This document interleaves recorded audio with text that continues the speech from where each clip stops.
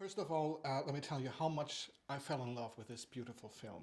Oh, that's great. We're getting some great reactions. Yeah. I'm really, really pleased. I'm Wonderful. a huge fan of Scotland, and I've been covering the Edinburgh International Film Festival for the last 3 years. And every year after the festival, I'm driving around Scotland for a week or two. Great excuse, isn't it? Yeah. I mean, you get to Edinburgh, you go driving. Yeah, Exactly. Fantastic. So last year, I traveled the North Coast 500, Yeah. which goes from Inverness back to Inverness Yeah. along the coastline. And I instantly recognized some of the places in the movie. Yeah. Because, for example, the beach where you first took the swim in the ocean is in Durness, it's Sango Sands, Yeah. where it was shot. And then we spent a lot of time in Tongue as well. Yeah. Yeah. And at what time of year did you shoot there, and how cold was the water? The water was, that wasn't me. That wasn't me because of health conditions, because they get a stuntman so that if he dies, it's okay. But if I die, it's a problem. The film can't get finished. So the stuntman, he gladly goes into the water in his altogether. No, I mean, there are risks, and that's one risk I would not take, which is to go into the water of the Atlantic Ocean off the north of Scotland, I think it was, what was it, what time of year was it? It wasn't late, it was probably in the spring. It was probably in the spring, yeah. It was quite a while ago now, yeah, it was in the spring. Yeah. So I wouldn't do that. I don't know. Though I did do the swimming when I swim in the San Francisco. Oh. Yeah, I didn't do the swim in San Francisco, but I did it in a tank. Okay. And let's get back to that beach, the Sango Sands. On top of that beach, there's a parking lot, and there's a sign which just said, award-winning beach. Oh, right. Have you seen that? There's no further explanation. Oh, well, I obviously won an award. Yeah, I don't know by who. They don't say anything about... Oh, so no. you don't know anything about... I have no idea about the award-winning beach. That's news to me. I was hoping that you... Sorry, I can't help you there. Okay. But you also filmed at Loch Eribol on Arquette, I think. I don't know if I pronounce it correctly. Which is a mound of land prevented from being an island by an umbilical cord of sand and shingle, and linking it to the east shore of the loch. And that's such a lovely location. And how long did you film there? We were there for about 5 days, I think, altogether. Yeah, no, maybe a bit longer. It was maybe 10 days we were there altogether, because we had a lot of other stuff to do there. And is there still someone living in that house? I don't know. I think not. Or maybe I'm doing them a disservice. They certainly weren't living there when we were there, but I'm not sure. And what's the condition of the building inside? Have you been inside? It's fairly dilapidated, so I don't think there's anybody living in there. Yeah. And did you film on any other locations in Scotland? Or? Mainly in Tongue and area. Well, actually, the irony was we shot the San Francisco apartment in Glasgow. They built the apartment. It's so weird because we shot one sequence when I'm looking down in a hotel room in San Francisco, and then we copied that and made it a huge apartment in Glasgow. And so that was quite an achievement for the Scottish production team. And how did you get involved in the first place? Well, it came as a direct offer. The script came. I hadn't read the book, and the script came, and they said they want you to do this, and I read it, and I thought it was a wonderful story.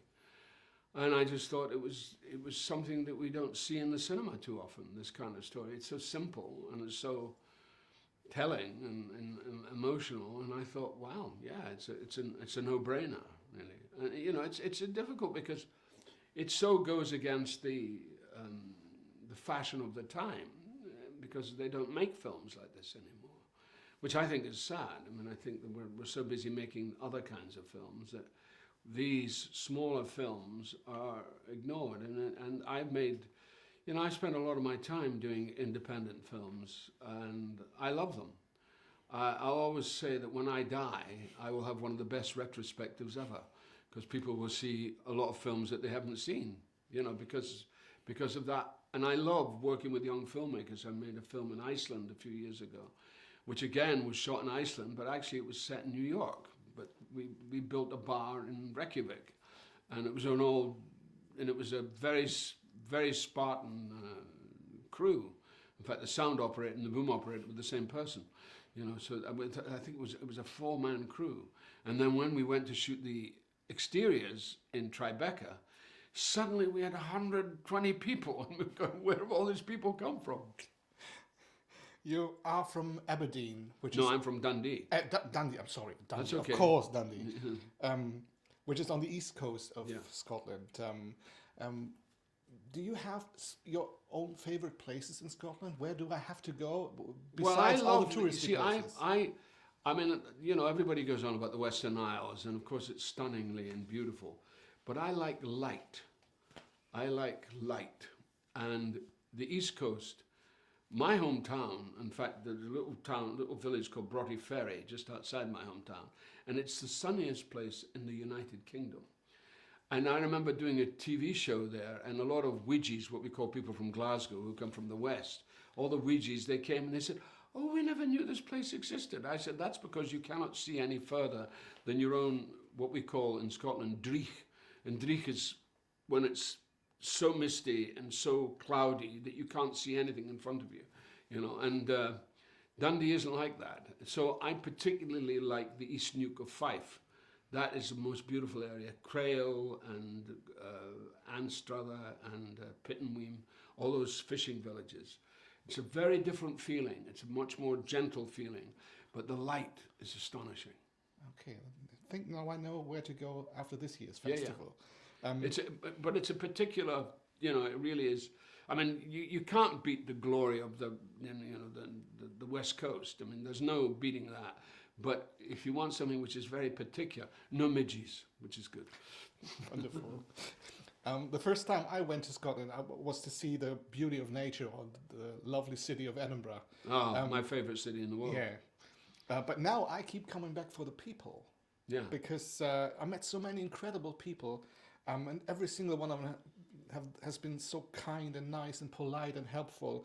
And I think if we could just take that, a little bit of that kindness and take it to the world, what a wonderful place it would be. This is why I became a huge supporter of Scottish independence. Because, you know, when I was a boy growing up in Scotland, it was like North Britain. You know, we weren't, you know, because of the 20th century had been destroyed by one war, which was a war that we needed, which was the war against you guys. Well, they were both against you guys, but the First World War was a needless war. And I lost, because I'm the youngest son of the youngest son, so all my uncles, believe it or not, were in the First War.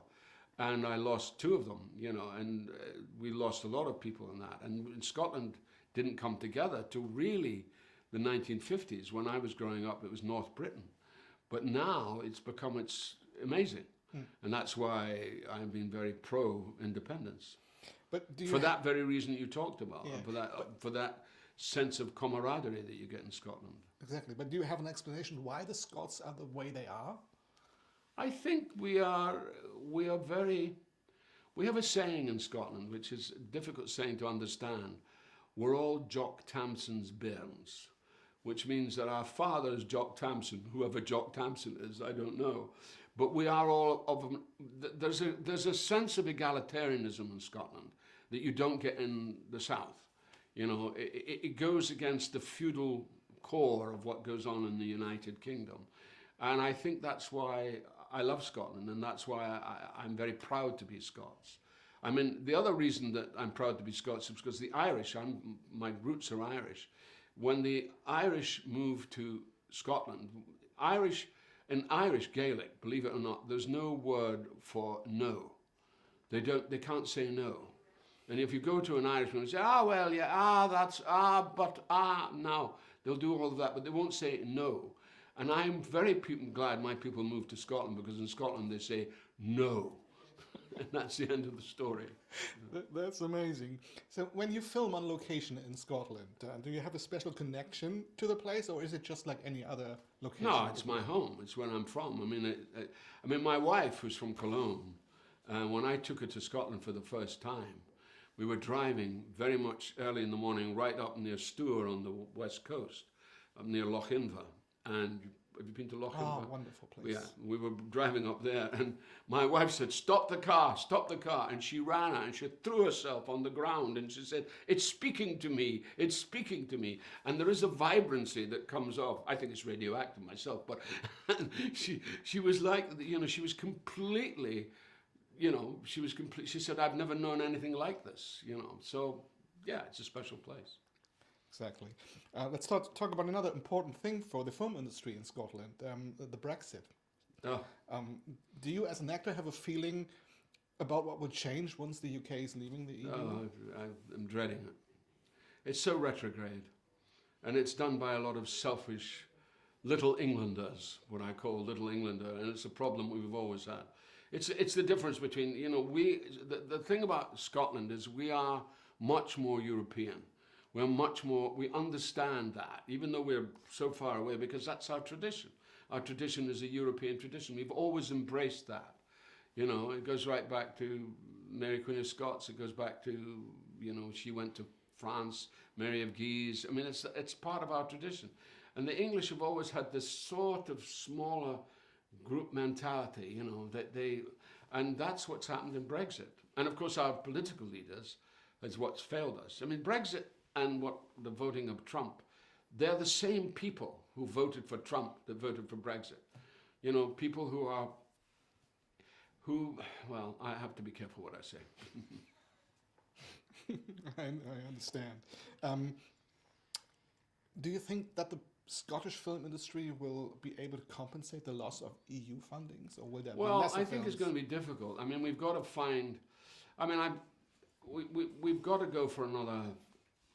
Eventually, we have to go for another independent vote. I don't know when, but we're going to have to, because I think it's going to be hard. Because I was rector of Dundee University for 6 years, and from that point of view, the funding, especially in life sciences, which is my main connection, ironically, we really do need the European connection.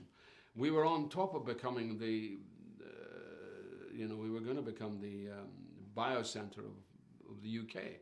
Leiden is now, but we were going to take over. We were on the point of doing that, but now everything is set back, and it's suffering really badly.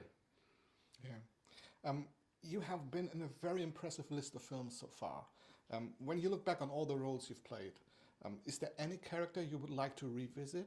And I'm not saying that if a film needs a prequel or a sequel, just to see how the character has been doing over the time. Yeah, I don't know. It's a hard one, that. I mean, I'm always for moving on. I don't like going back, I mean, I look at the body of my work and I go, yeah, these were great. But I'm very grateful for the roles I played, I mean, I played, Hannibal Lecter, I played Hermann Goering, I've played Winston Churchill. I mean, you can't get anything more. I'm the only actor I've yet to play Lenin, but I've played both Trotsky and Stalin. So I've played all of these guys, so in a way, I'm looking for the next, I've just actually been asked now, somebody's just sent me a play to play Warren Buffett in a play about Warren Buffett and Bill Gates. I don't know what that's going to be like, but that's an interesting challenge. So I played a lot of historical people, That sounds very interesting. If you like, and if you have the time, I would like to invite you to a wee dram of whiskey afterwards. If you are into, I have a 25-year-old Ball Blair, right, or a Lafroig Lore. I'll have a little Lafroig Lore, please. So if you like, you're more than welcome, and thank you very much for the interview. It was a pleasure. You're welcome.